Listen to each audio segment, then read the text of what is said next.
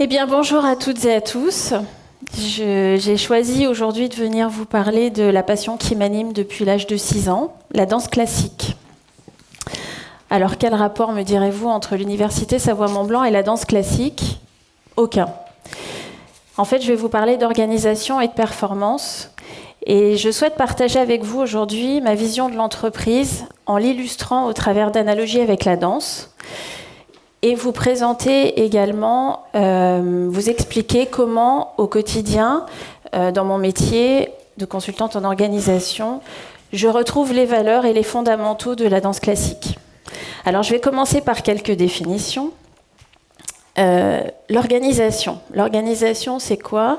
Le Larousse nous dit, l'organisation, c'est l'action de structurer, d'aménager, d'agencer. La danse. La danse, c'est l'art de s'exprimer au travers de compositions chorégraphiques, de suites de mouvements, de pas, la plupart du temps sur le son d'une musique. Et la performance. La performance, c'est un exploit. C'est un acte remarquable, quel que soit le domaine. La performance en entreprise, on peut la retrouver à différents niveaux. Des machines peuvent être performantes, des processus, des hommes également peuvent être performants. C'est cet ensemble, machine, homme, processus, qui compose l'organisation. L'entreprise a donc une structure, l'organisation, et pour se développer, elle doit avoir aussi une stratégie. La structure, c'est la base, c'est la fondation, sur laquelle va venir s'appuyer la stratégie.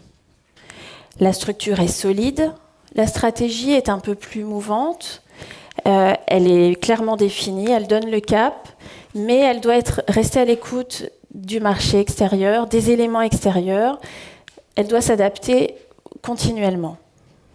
Quand l'organisation et la stratégie sont en phase, la performance est au rendez-vous. Dans la danse, c'est la même chose. On va parler de technique et de style. La technique, le danseur l'acquiert au travers de la danse classique. Et le style, c'est le reflet de la personnalité. C'est la façon dont le danseur va se différencier des autres danseurs. La technique, c'est la base, la fondation, sur quoi le style va venir s'appuyer. On voit donc que la danse classique est à la danse, ce que l'organisation est à l'entreprise. En entreprise, on a une structure sur laquelle va venir s'appuyer la stratégie. Et dans la danse, on a la technique sur laquelle va venir s'appuyer le style. Je vais préciser un petit peu plus en parlant de la fonction organisation dans l'entreprise. La fonction organisation, elle va consister à ordonner les ressources. Les ressources, c'est quoi ? C'est les machines, c'est les hommes. On va mettre à disposition des machines, les positionner au bon endroit, dans le bon ordre. Les hommes, on va les positionner sur les bonnes machines, dans le bon ordre, au bon endroit. La fonction organisation consiste également à répartir les tâches. Répartir les tâches, c'est répartir la charge de travail au niveau de chacun des postes, des machines ou des hommes. Et enfin, c'est définir les responsabilités, les circuits d'information. Là, chacun sait ce qu'il a à faire, ce qu'il doit fournir, quoi il doit fournir et à qui. Dans la danse, alors je vais vous donner un exemple avant de passer à l'analogie de la danse. Je vous donne l'exemple d'une chaîne de montage dans l'industrie automobile. Pour répondre à la demande, l'entreprise doit sortir de la chaîne un véhicule toutes les 20 minutes, en sachant que certaines des opérations sur la chaîne durent plus d'1 heure. La fonction organisation va permettre de définir le nombre de postes à positionner tout au long de la chaîne de montage, va également permettre d'identifier les opérations qu'on devra attribuer à chacun de ces postes, le nombre d'opérations et surtout l'ordre pour les effectuer. On ne va pas monter des essuie-glaces si le pare-brise n'est pas posé, par exemple. Pour vous faire l'exemple, vous donner l'exemple au travers de la danse, je vais reprendre exactement les mêmes éléments de langage. C'est-à-dire, ordonner les ressources. Les ressources, pour le danseur, c'est quoi? C'est ses bras, c'est ses pieds, ses jambes, sa tête. Il faut que, pour réaliser les pas que le danseur va devoir réaliser, il faut respecter un ordre. Répartir la charge, répartir les responsabilités, eh bien, il faut, selon le mouvement qui va être demandé, il va falloir apporter plus de charge sur une jambe. On veut rester en équilibre, on a un appui qui est fort sur la jambe. On veut tourner, on va se donner plus de force, plus d'impulsion. Voilà, on va répartir la charge selon le besoin du mouvement. Comme l'entreprise doit se développer et devenir leader de son marché, le danseur aussi souhaite se développer. Et lui, son rêve, c'est d'intégrer la plus prestigieuse des compagnies de danse. Donc pour ça, il va travailler sa technique. Il va vraiment renforcer sa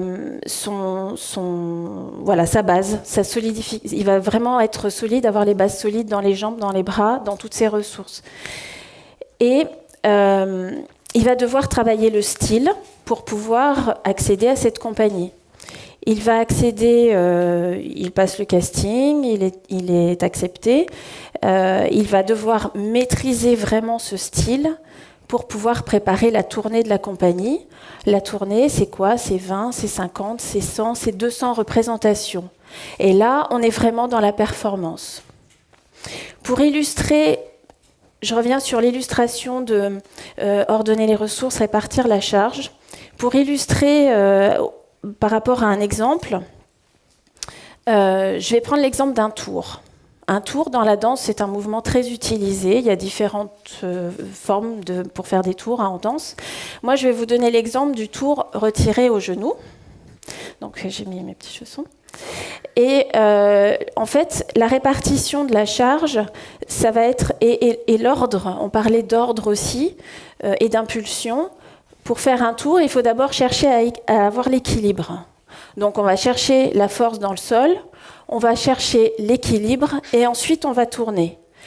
Et c'est vraiment ça dans la danse qu'on recherche, c'est cet enchaînement où on tourne et on a son équilibre.